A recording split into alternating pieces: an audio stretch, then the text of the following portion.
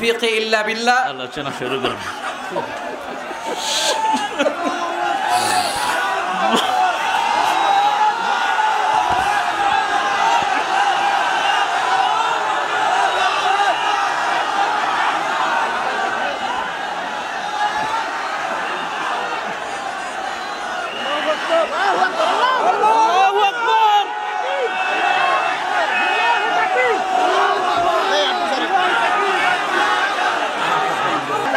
কোনো লোক আসতে দেওয়া যাবে না।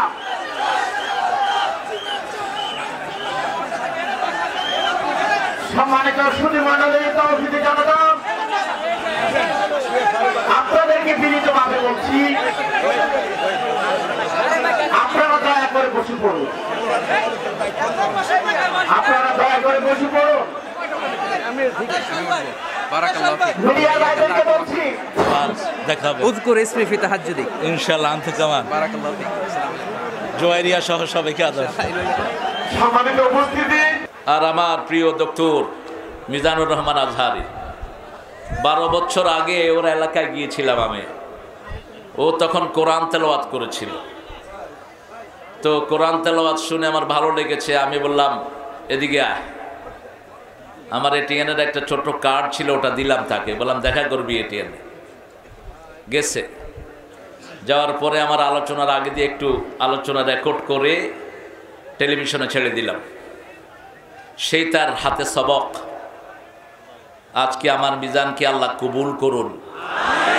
মিজানের সুন্দর আলোচনাকে আল্লাহ আমাদের আমলের তৌফিক দান করুন। প্রাঞ্জল ভাষায় অত্যন্ত চমৎকার ভঙ্গিতে কথা বলে, ছোট্ট ছোট্ট সেন্টেন্সে। এটা আমরা উত্তরাধিকার সূত্রে একজন থেকে পেয়েছি, যিনি সারা পৃথিবীর কথার জাদুঘর।